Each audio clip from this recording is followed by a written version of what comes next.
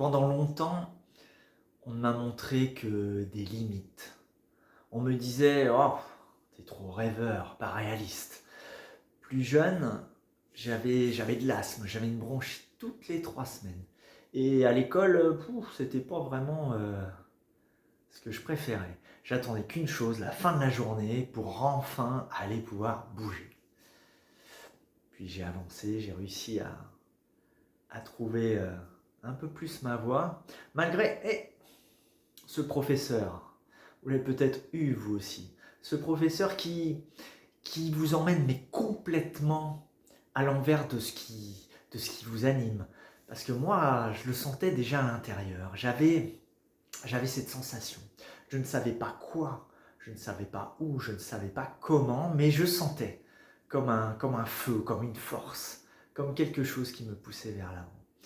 Et puis, bah voilà, pas simple d'avancer à l'école. Bon, les choses se sont faites.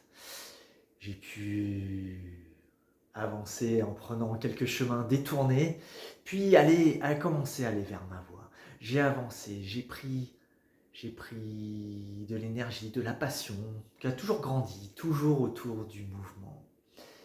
Et puis plus tard, euh, ce feu débordant m'a donné soif encore plus d'apprendre. Après le mouvement, j'ai voulu aller voir un petit peu ce qui se passait dans la physiologie, ce qui se passait aussi dans la tête et même beaucoup plus en profondeur. Pendant des années, et je continue encore de toujours me former. Et puis il y a eu cette entreprise, vous savez, c'est qui vous laisse monter un magnifique projet. On y va, on met le maximum, on commence à embaucher des gens, on crée tout, on y met tout son cœur, et puis vient le dernier rendez-vous, on vous dit c'est merveilleux ce que vous nous avez créé, mais je pense qu'on va prendre une boîte qui est un peu plus la tête sur les épaules, quelque chose de plus grand. On a besoin de plus de maintien, d'assurance, enfin bon, vous voyez quoi. Et aujourd'hui, ça fait un peu plus de 25 ans que j'accompagne du public. Je peux dire que j'ai accompagné des centaines de personnes, des dirigeants, des entrepreneurs, des parents, des gens fatigués, des gens épuisés, des sportifs, des gens avec plein d'objectifs. Et très souvent, il y a une petite chose qui est cachée.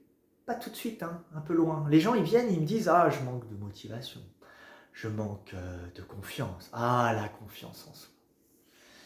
Et quand on gratte derrière les peurs, derrière ce que l'on vous dit, ce que l'on vous dit que vous devez être, derrière tout ce que l'on peut croire, là, juste derrière le bruit, derrière le bruit. Je vous invite à écouter, à aller chercher un peu plus à l'intérieur ce que vous entendez derrière le bruit. Prenez ce temps. Et peut-être que ça ne vous manque pas, peut-être que vous n'avez plus envie, peut-être que c'est toujours là. Prenez le temps d'écouter derrière le bruit.